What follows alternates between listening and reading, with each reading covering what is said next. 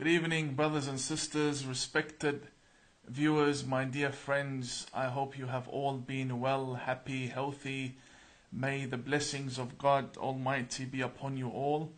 And if you're an atheist or if you don't believe in God, then may you be blessed abundantly by the universe in one way or another. The purpose of my appearance live this evening is to make an announcement, and at the same time I'd like to see if my camera, my microphone, if everything is working well. And I'd also like to take some recommendations from you. Feel free to ask me anything tonight. I am absolutely free for the next 20 to 30 minutes. I'm at your service. Before I start taking any of your questions, it'll be great if some of you could possibly let me know if you could hear me well. Is my microphone working well? If it is, just give me number 1. That'll be great. I'm just testing my kit, so let me know if my microphone. Thank you, Mandy. Also, let me know if the camera's all clear, all good. No, Hakur says he can't hear me. In any case, the announcement that I have for you tonight is basically this. Between my hands, I have the entire religion of Islam. Literally, between my hands, and adding the Holy Quran with it as well. I'll just fix the screens over here. What I am dealing with right now is 5 volumes that form the law and religion of Islam. The 5 volumes. The first being the the first from this side being the Holy Quran, and then you have Sahih al-Bukhari, the 4 volumes that interpret the Holy Quran. This is exactly how they are placed in any mosque, or in the majority of mosques, and also the libraries and schools, Islamic schools. And this basically is the religion of all of the Sunni Muslims, regardless of their denominations, and also the religion of the majority of Shia Mufassirin, the interpreters. Now, I don't mean that this is their faith, but what I do mean is that their interpretations of the Holy Quran are based upon the Bukhari. So even the Shia school of thought, when you look at Tafsir al-Mizan, you look at all of these interpretations of the Holy Quran, you will find that this Bukhari has influenced scholars that ended up influencing the Shia scholars as well. So the Bukhari is a book that is agreed upon by all Muslims, all thinkers, see it as a respected, reliable source. Khomeini loved the Bukhari. Al-Khamenei, who is the supreme leader of Iran, who is also a Shia Muslim, reveres the Bukhari and probably even follows it in his daily life. And we have Maraja at-Taqlid, such as the Grand Ayatollah Fadlullah, who passed away. And we have also very prominent lecturers that travel the world preaching Islam, such as Sheikh al-Wa'ili, Ahmad al-Wa'ili. They all, whether it be Shia or Sunni, this is basically the reliable number 1 source for Sharia law, for Islam, and the history, and also the seerah and the hadith, and when it comes to understanding what the Prophet did, what he did not do. These 4 volumes basically interpret the Holy Quran. I am here making an announcement that as of tomorrow evening, whether it be, I'm hoping to be available at around 3 p.m. every Sunday. If not, then 5 p.m. But most definitely, I'm looking at around 5 p.m. every Sunday for as long as I am alive. I will come out and we will discuss different books. We'll start with the Bukhari, because we do have 4 volumes to go through. I'm not going to spend 1 year on each volume. Hopefully, we'll skim through the Bukhari, just to give you an understanding of what we were taught growing up as Muslim Imams, and what exactly lies within these books. What's happening, what's going on here. These books are in Arabic. They're not in English, they're in Arabic. So what exactly is here that the government doesn't know, the left doesn't know, left media doesn't know, and how does this radicalize, why is this the main source that ISIS respects? Why is it that ISIS reveres these 4 volumes? What is in here exactly? I plan to come out and I will read for you in Arabic because that is my mother tongue, and I'll translate for you what exactly the Grand Mufti, people like Sister Yasmin, Brother Walid Ali, Linda Sarsour do not want you to know about these books, about the main sources for Sharia law. What lies in these books? Now, it's not all about go kill the Jews and kill the infidels. We have some serious problems within these books, and also that could result in a solution. We might reach a solution, we might reach a result or a conclusion together that the actual founders of the Sharia law abided by 90% of the Muslims could have been suffering some mental illness because of the things they have written in these books and the atrocities and the corruption and so on. Therefore, join me every Sunday starting tomorrow, 5 p.m. Eastern Standard Time, Australian Eastern Standard Time, Canberra timing, and we will go on together to try and understand what is exactly causing all the problems in this world. I don't play taqiyya at all. I will tell you what the problem is and why I am calling for the banning of these books, of this very book, and also the revision and understanding of the Holy Quran. With regards to these very books, the ABC Media Watch said that I was plain crazy for quoting them. So why don't we do them a service and do the whole world a service, including Australia a service, and start by showing the world what exactly is in these books. So join me tomorrow at 5 p.m. Canberra timing, and I shall show the world exactly what is going on in our books, why our children get radicalized, how they really see the Prophet Muhammad, what is happening, is there hypocrisy between the actual practicing Muslim and the Islamic scripts, what's so confusing about Islam, why are Muslims seen as weird and some of them just all crazy, what's happening, does this book, does this Bukhari have anything to do with it or no, why is it the most revered book, why is it that all Imams need to study the Bukhari, why, what's so important about this book? And does this have anything to do with Imams being silent from condemning terrorism? What's actually in this book? So I would like to call this weekly show many names. We can call it Sharia Exposed. We can call it Let's Talk Sharia. We can call it anything. So give me your recommendations.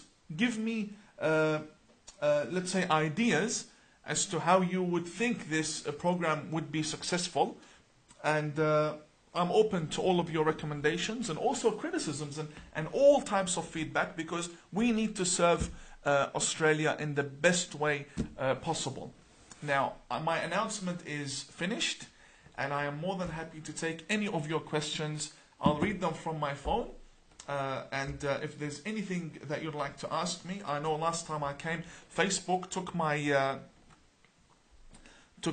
live feed away. They will not be able to do it this time at all. Even if they tried, they can't. So please feel free to ask me any question.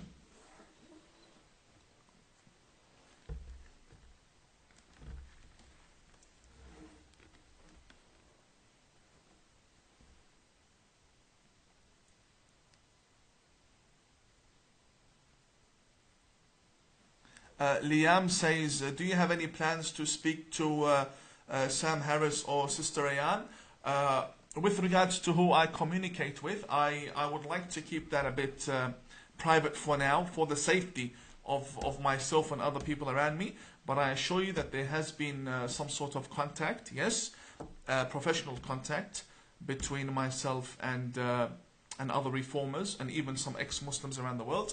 I am a practicing Muslim, and I will die a practicing Muslim, but I will not allow anyone to hijack my religion or take Australia and the Australian values away from me. We believe religion is here to help people, not rule over people. Religion is there to serve us. We don't live as slaves for the religion, and we don't blow ourselves up for the religion. That's how I see religion. Yeah, more radical love coming. Just getting my cup. I forgot my fake shake mug in my office at home. Yeah, you have all the radicals coming in. Just wait for tomorrow. Radicals, wait for tomorrow. Wait until I expose the truth about what you guys are teaching within the Australian Muslim private schools. Wait until tomorrow evening, and trust me, this weekly show will be a show that the Prime Minister will have to come and watch every now and then and follow up with the information that I will be giving them, because it will be some sort of advice as to how you deal with these issues. Our federal police and ASIO all have frequent courses when it comes to Islam, and they educate themselves in Islam. However, if the Muslim teacher is teaching them, that's the problem. We need a teacher that teaches with no taqiyya.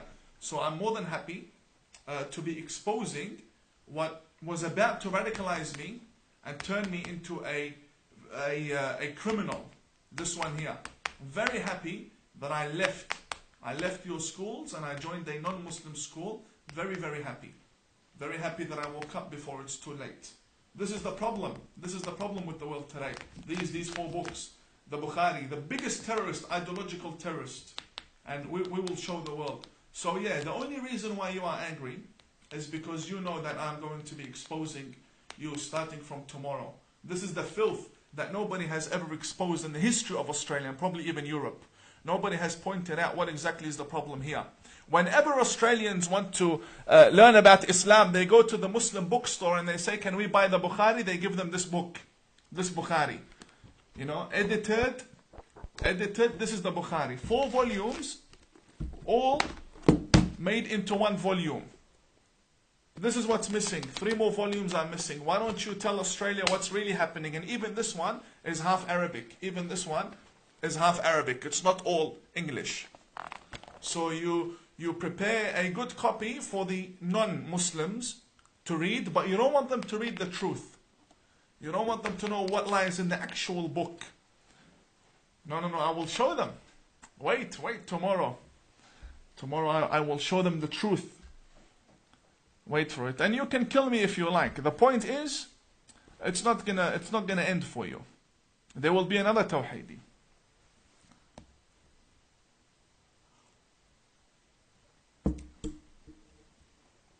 God bless you. Thank you. Thank you all.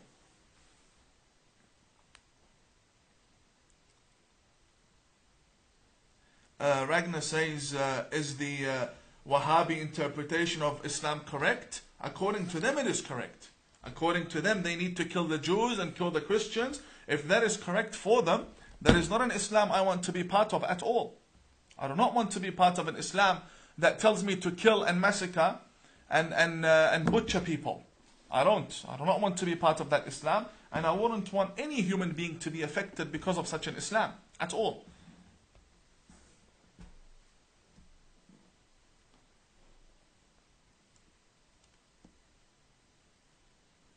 God bless you all. From India. Thank you very much, brother, from India. Thank you. Thank you. Thank you. Thank you. Hakur says, can you read from Kitab al-Kafi? I will. This Sunday program will not only focus on the Bukhari. I'm not here to spread sectarianism or to say the Shia are better than the Sunnah. No. This book has influenced the Shia and the Sunnah. The Shia and the Sunni faith. This book has been the main source for Islam for 1,200 years.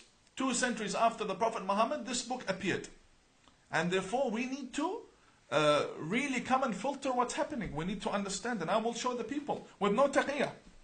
And I'd be more than happy if the Grand Mufti would like to come and explain to us what really is going on. Why does he quote from this book? Why does he revere this book? What's happening? So I'll be more than happy to even debate any recognized Imam within the Australian National Imams Council, if they can come forward and bring out what they see is wrong within my show starting tomorrow every Sunday, and let's debate. No problem. The moment you can prove me wrong, I will resign as an imam completely. I will resign as an imam if you can come and prove what I say is wrong. I believe there's filth. There's filth within our Islamic sources that needs to be dealt with. And when you say, when are you going to expose Khamenei is coming. Khamenei is coming. Bukhari is more notorious than Khamenei. Khamenei and Hezbollah and Khomeini, they're all the same. They're all brothers in faith. When it comes to Bukhari and Ibn Taymiyyah and Muhammad ibn Abdul Wahhab, they're all the same. All of them are ideological terrorists. And their time will come within my show. As for now, we need to focus on what is the most important, what's affecting Australia. And I believe it's this book. So definitely we'll get to them one by one. I'm not here to push Shia Islam or to push my faith. I'm not here. In my whole life, I have not converted one person to Islam. In my whole life. Never. And I don't plan to. I believe people should be free to believe what they want to believe. This here is for your information, basically. I'm not gaining anything out of it. In fact, more death threats will come my way. I'm not gaining anything out of it. And we need to clarify to the people where the problem lies within the Muslim community. This Bukhari is a cancer. This Bukhari, I do not care how sacred it is and how glorified it is. If radicals want to glorify this book, then let them glorify whatever they want to glorify. If they want to glorify scriptures that tell them to behead and kill and massacre, that's up to them. I'm not forced to respect and glorify texts which wanted to radicalize me, wanted to radicalize Brother Majid Nawaz, wanted to radicalize our youth within the community. No, we have to rebel. We have to rebel and stand against what is wrong. We're not here. We didn't come to Australia to stay silent. We don't have Saddam Hussein in this country. We have Western democracy, and we are thankful for that, and we will expose the Bukhari starting from tomorrow.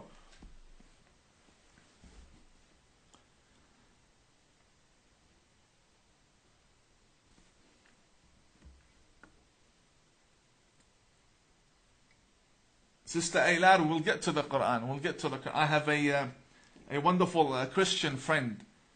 We speak every now and then with regards to the Quran and what's happening with the interpretations.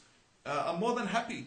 I'm more than happy to speak about the Holy Quran, and we'll speak about the violent verses within the Quran and how a Muslim should look at these verses.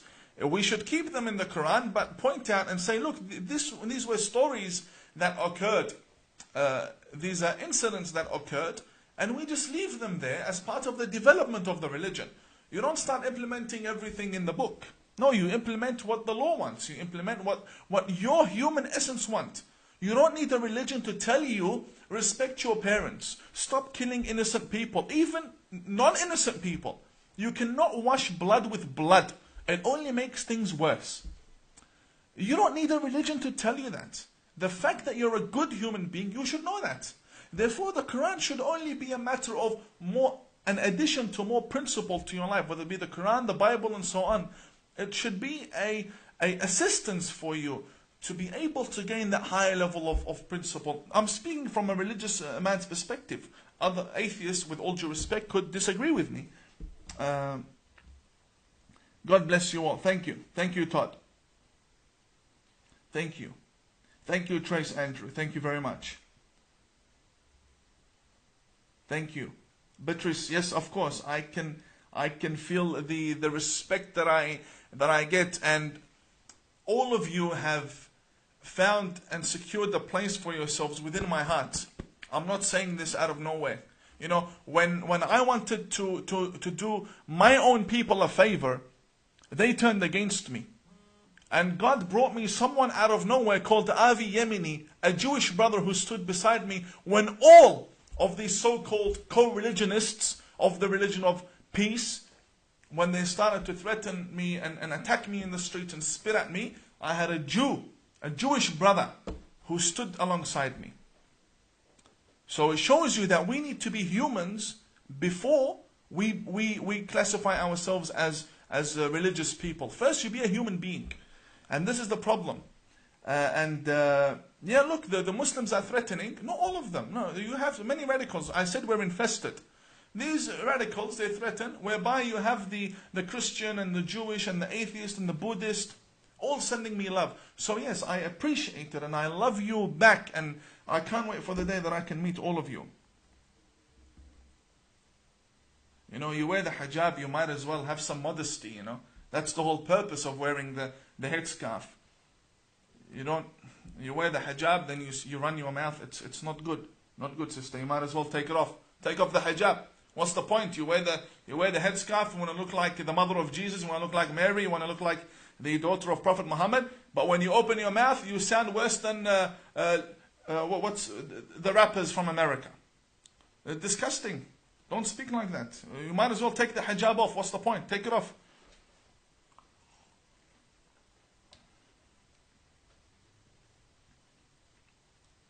God bless you, Matty. Thank you.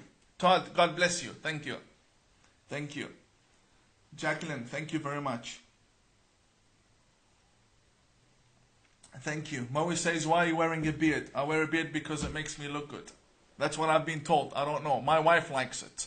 I look skinny when I shave it off. I don't look Arab when I don't have a beard. Any other reason you like. It doesn't have to be Sharia law.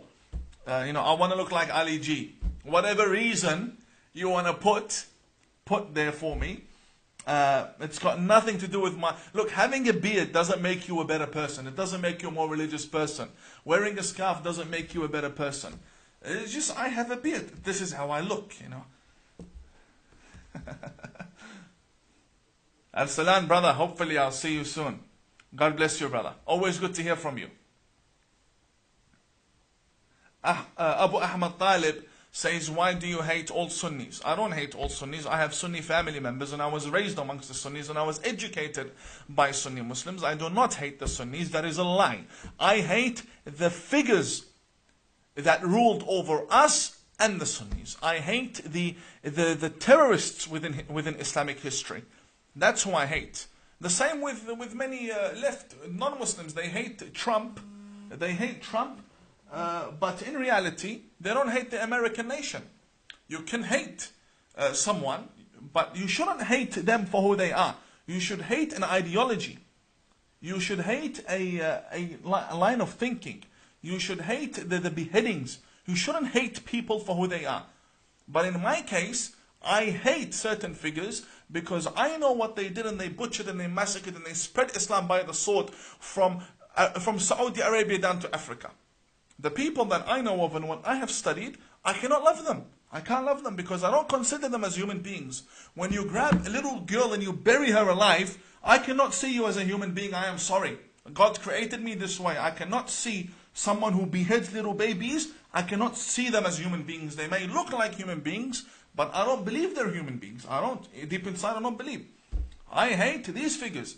So if you have a problem with a leader, you can hate what Trump is doing, but it doesn't mean you hate the whole American nation. It doesn't mean you hate everyone within that country.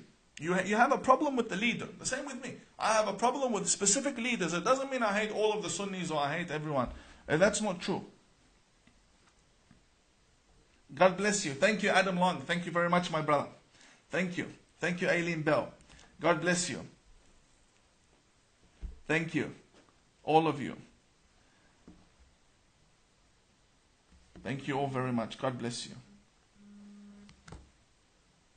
Thank you. Thank you. I'll be taking questions for the next 15 minutes. So if you have any questions, I'll be more than happy to take them.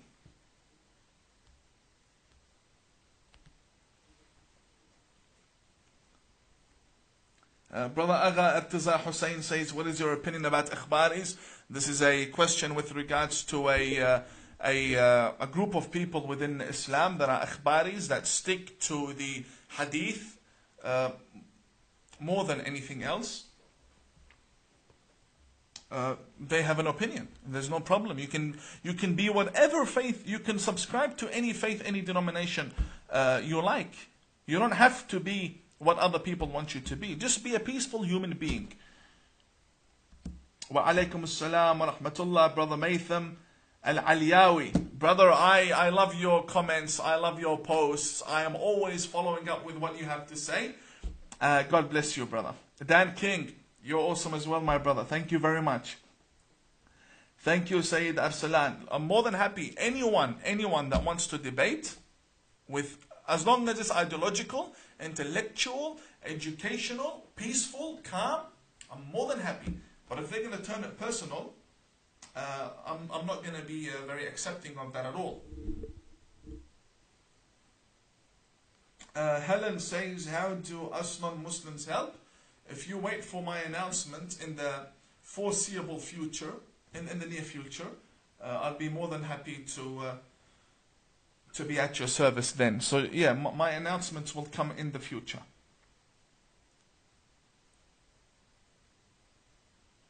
Simon, God bless you. My ideology includes love of Jesus Christ and the love of Mary, the mother of Jesus, and the belief that she is absolutely pure and virgin. And I believe in the miraculous birth of Jesus Christ, and I love Jesus, and Jesus plays a big role in my life, in what I do, in all of his teachings. And I have the Bible at home. I have no problem with Christianity. To me, Islam has to be a religion that accepts Jesus Christ. If you don't accept Jesus Christ, then you're misguided. You can follow any prophet you like. If you don't have Jesus in your life, you are misguided. That's how I see it. As religious people, from a religious man's perspective, and with all due respect to everyone else. And the same applies to Moses, the prophets of Israel. All of God's messengers need to be respected, and we need to learn from them. We need to start distinguishing and differentiating between philosophers and thinkers and the messengers of God. Philosophers you can disagree with, you can love and hate and whatever. But when it comes to the messengers of God, you have to love them all. And I love them all. And as religious people, that's what I believe.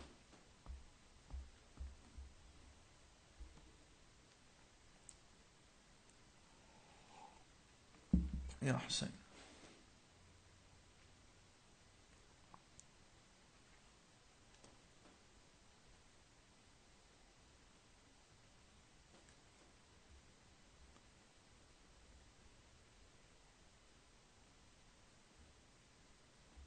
Mumtaz Murtaza says, are you against the Quran? The answer is no. I am not against the book for what it is, because I don't see the Quran as a book of law.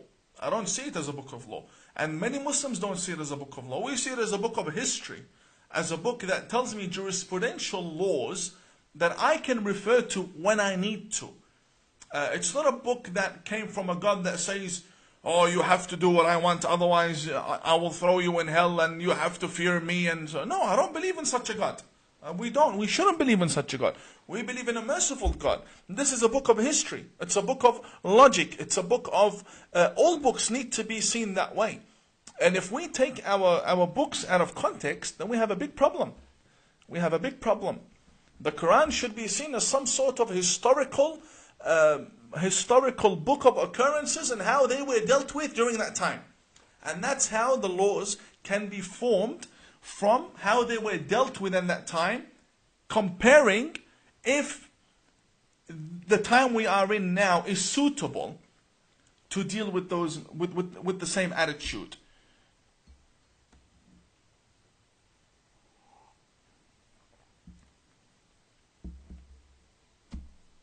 Kamran says, don't come to the UK. I've actually been to the UK, and there's a trip coming up in the very near future.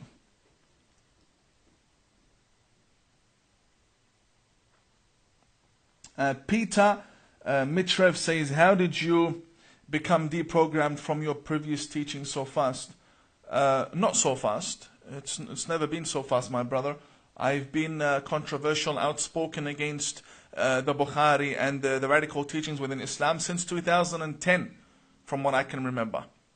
2010, it's been a while. However, I was only discovered by national media recently.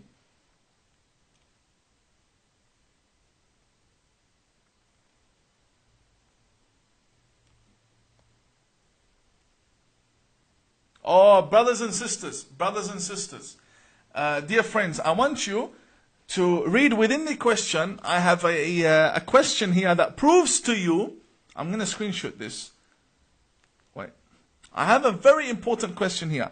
His name is Safa Al-Sa'idi, Al-Sadi, who I've met in person.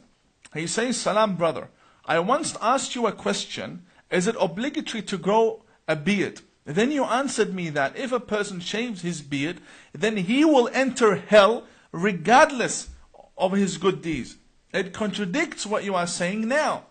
I await your answer. Then he ends saying, this question was before 2 years ago.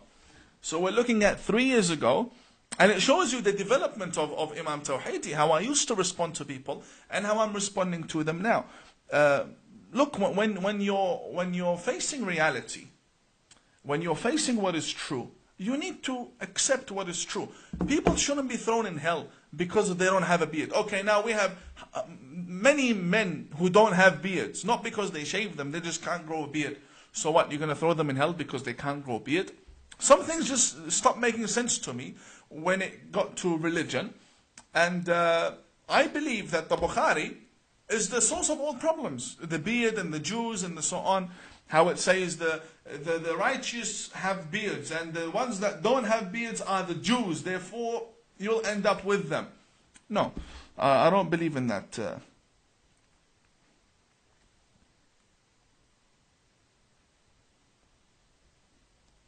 Thank you.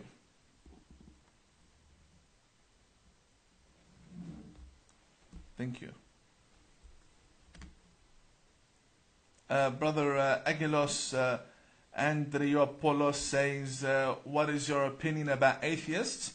They're respected human beings that have every right to live. Why should we hate and kill them? Who are we to hate the atheists?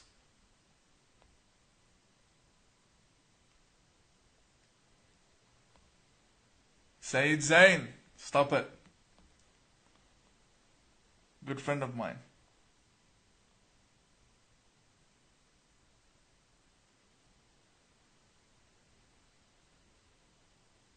Sayyid Zain says, if hijab and beard don't make you a better person, then why did Allah make it obligatory upon Muslim men and women?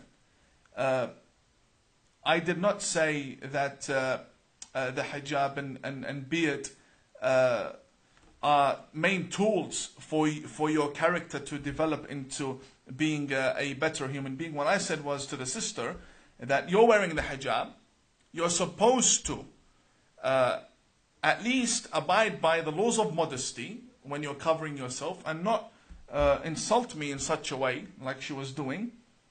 And then I said the beard doesn't make you a better person. In reality, we have a very common understanding. Having a beard or not will not be the scale of measurement as to where you will enter hellfire or heaven. It doesn't work like that.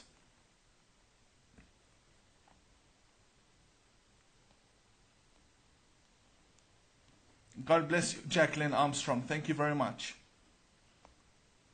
Jamie, thank you. Alan, thank you very much. Alan Dalisa. Taqiyya is basically a tool so that you could save yourself from death. What I'm doing is heading towards being killed, my brother. The death threats that I get, it doesn't make sense. It contradicts taqiyya. And I have nothing to lose. Or in the end, if I did end up being someone who was applying taqiyya all these years, then it just goes to prove your point. You would be the one that benefits out of it if I was actually practicing taqiyya. Sister Zinat, Assalamu alaikum. Brother Mario says, did Muhammad have a beard? Yes, he did. Jamie, God bless you. And JD, God bless you.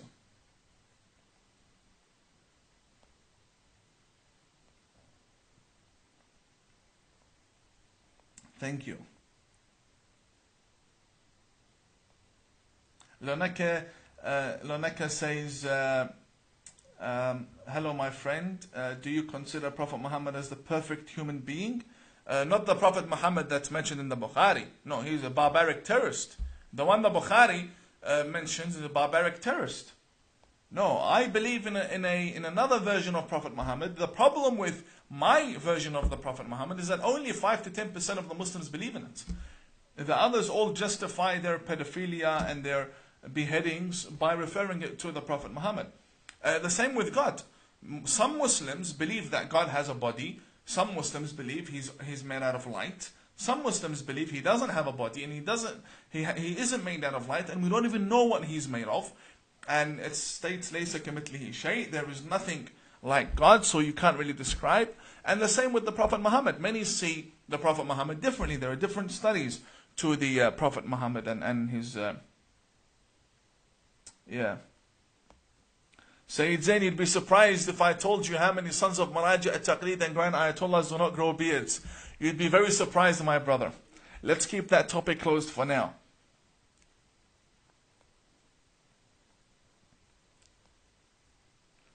Borka says there's a name for people with no beard. They're called women. A non-Muslim Christian sister in humanity. God bless you. That was her comment.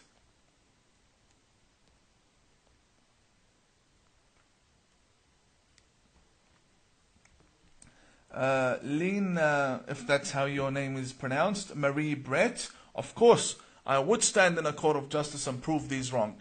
I would. If I'm given the time that is required, I'd be more than happy. Nico Antonio Barnett says, how are you, brother? I am doing really well. May God bless you abundantly. Thank you very much. God bless you. Thank you. Thank you.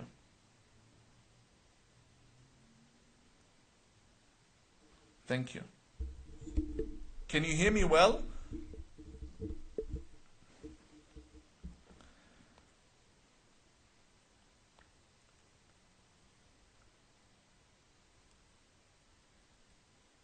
With regards to the answer that I gave Brother Safa 3 years ago, I told him that if you didn't have a beard, you'd be going to hell. So you had to have a beard. And now he says to me, actually at the time I disagreed with what you said, but I was ashamed to show that because, I'm the sheikh and he's supposed to listen. But he says, but your development is really cool. Keep doing that. I love you. I love you too, brother. Thank you very much for your honesty. Thank you. People develop. People change. It's very normal. Very normal.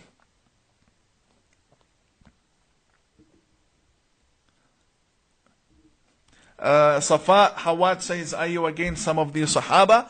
Of course, with full pride and honor. I am against many of the companions of Prophet Muhammad. I believe they were criminals and terrorists. And I believe they spread Islam by the sword, and they were homosexuals who killed homosexual people. They were hypocrites.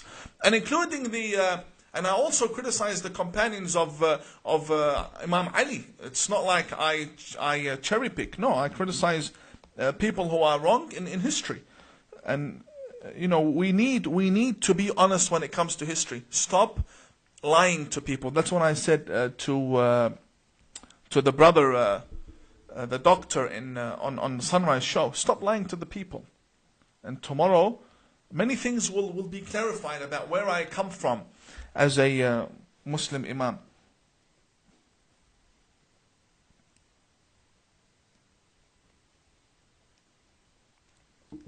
Rizal Khalisi says, where are you from? I am from Iraq originally, born in Iran and raised in Australia. Ragnarok says, what about Aisha? Aisha is no different. The wives of the Prophet Muhammad, they weren't all good women. They weren't different. Aisha was a terrorist. The wife of the Prophet Muhammad, she was a terrorist. And she killed the Prophet Muhammad, according to the evidences that we have, and I will show this in the Sunday programs.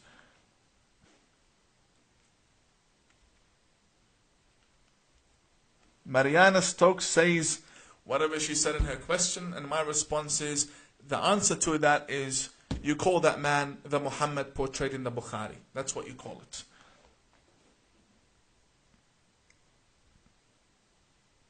God bless you. Thank you. Thank you, Leah Marie. God bless you.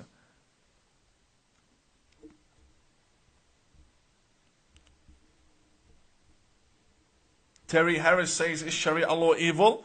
The Sharia law of 90% of the Muslims, yes, of course. 85 to 90% of the Muslims who believe in these books that we have, all of these that I'm dealing with and more over there, yes, it is. I cannot lie to you. It is. I said Islam was infested by radicals. Nobody believed me. So look at the thread right now and you'll see the intolerance and the hate and the disrespect that we get from people. Just for having an opinion. Just for having an opinion.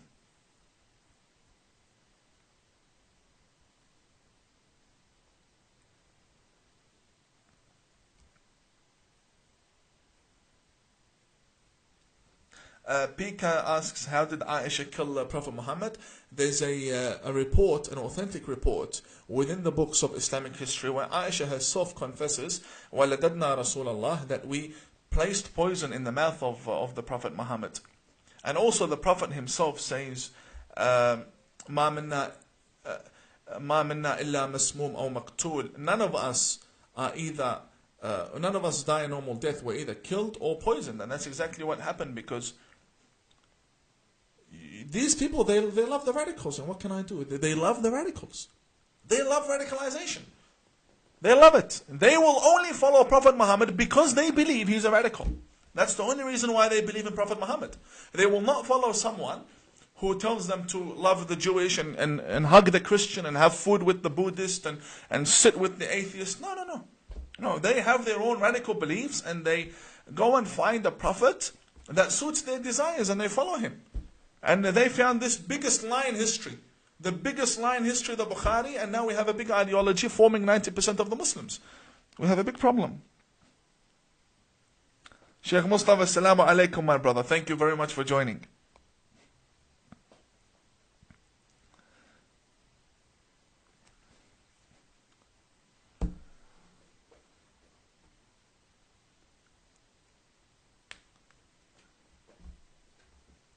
Thank you.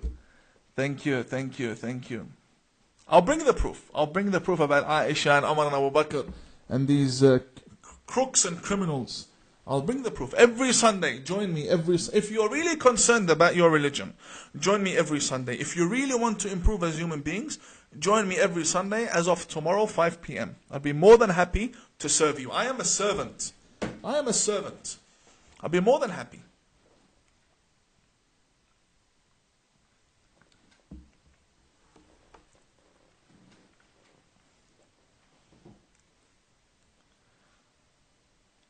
Alright, brothers, I'll have to wrap up in about 5 minutes.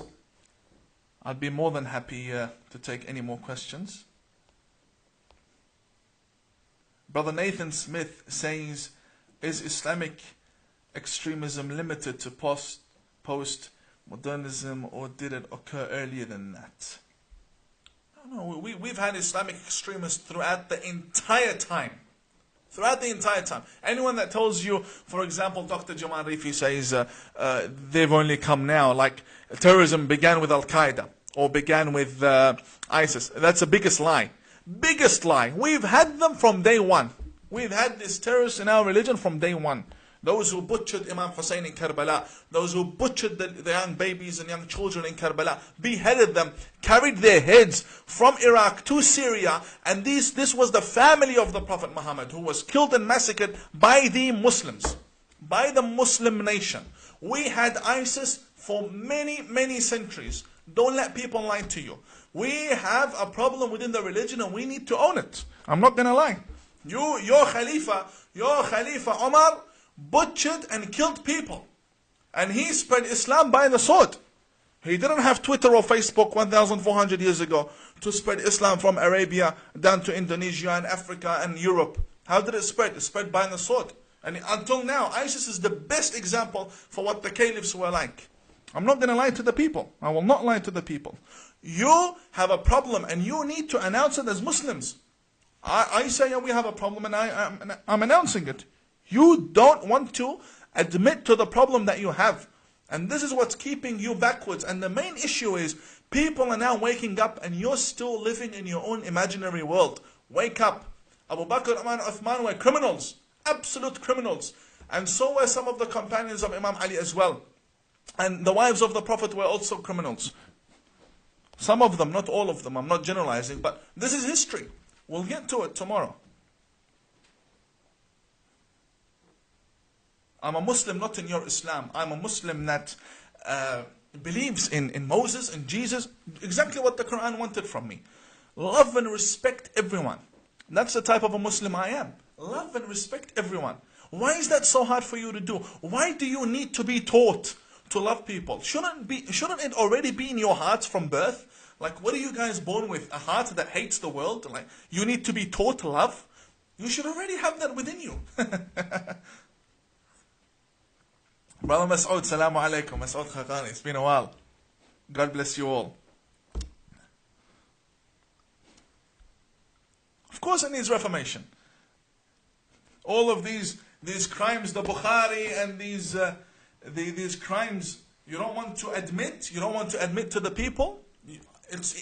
You have two options. It's either you admit that your caliphs, Abu Bakr, Umar, Uthman, were criminals who butchered people in the name of religion and spread Islam and forced Christians to become Muslims. That's the only way you can protect the face of your Prophet Muhammad. You cannot tell me that Islam was not spread by the sword. It was spread by the sword, and the caliph spread it by the sword. You have to admit. If you love your Prophet, you will admit to that problem. Don't come and say the companions are everything we have and we love them and so on. That's the problem. There's no such thing as respected companion. The respected is the messenger. Jesus is better than all of the companions of Prophet Muhammad. Jesus is better than all of them. And Moses is also better than all of them. Better than all of them, honestly. No, it's okay. It's okay. Aife. Leave it. It's okay. Yeah. We're still getting used to the mic. So now the radicals are going to say his mic fell from how much lying.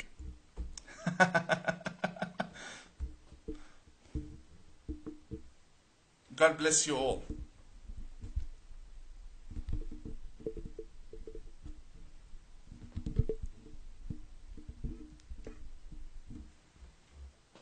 Thank you. Alright, brothers and sisters, I will leave you all for now, and we'll continue tomorrow at 5 p.m. I'll see you tomorrow all at 5 p.m. Eastern Standard Time. God bless you all. Yeah, no, the microphone was probably made in Saudi Arabia. Doesn't like the truth. It falls back from the truth. God bless you all. Have a lovely night, and I'll see you tomorrow at 5 p.m. Thank you, and may God be with you all. Goodbye.